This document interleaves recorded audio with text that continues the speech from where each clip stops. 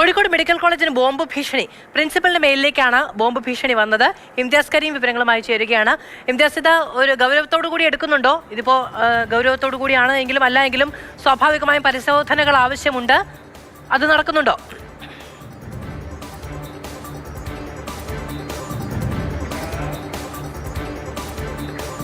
Medical college പ്രിൻസിപ്പളായിട്ടുള്ള Sajith കുമാറിന് ഇങ്ങനെയൊരു email സന്ദേശം വന്നത്. കോഴിക്കോട് മെഡിക്കൽ കോളേജിൽ ബോംബ് വെച്ചിട്ടുണ്ട് എന്ന തരത്തിൽ തന്നെയാണ് ഇമെയിൽ വന്നത്. സന്ദേശം വന്നത് എന്നും പ്രിൻസിപ്പൽ പറയുന്നു. മെഡിക്കൽ കോളേജ് പോലീസ് ഇപ്പോൾ സ്ഥലത്തുണ്ട്. മെഡിക്കൽ കോളേജ് പോലീസും ഡോഗ് സ്ക്വാഡും അടക്കമുള്ള വൃത്തിയിൽ ഇതിനെ പരിശോധന വൃത്തിയിലടക്കം കൃത്യമായ പരിശോധന ഇപ്പോൾ നടത്തി വരികയാണ്. പക്ഷെ ആളുകളൊന്നും ആ തരത്തിൽ പരിഭ്രാന്തരാകേണ്ട ആവശ്യമില്ല എന്ന തരത്തിൽ തന്നെയാണ് കാര്യങ്ങൾ. കാരണം നേരത്തെയും നിരവധി വ്യാജ സന്ദേശങ്ങൾ ഈ തരത്തിൽ ബോംബ് വെച്ചിട്ടുണ്ടെന്ന രീതിയിൽ വന്നിരുന്നു.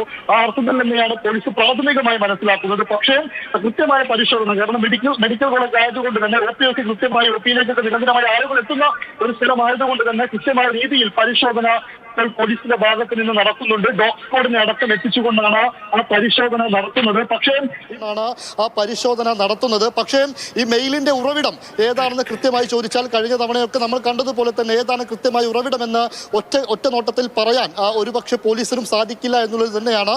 തമിഴ്നാട് കേന്ദ്രീകരിച്ചുള്ള ഒരു മെയിൽ ID അത്രമാത്രമാണ് പ്രാഥമികമായി മനസ്സിലാക്കുന്നത്. പക്ഷേ നേരത്തെ ഈ സിവിൽ സ്റ്റേഷനിലൊക്കെ വെച്ച സമയത്ത് നേരത്തെ സിവിൽ സ്റ്റേഷനിലും ഇതുപോലെ ബോംബ് വെച്ചിട്ടുണ്ട് എന്നൊരു ഭീഷണി സന്ദേശം വന്നിരുന്നു ഒരു മാസം മുൻപ്.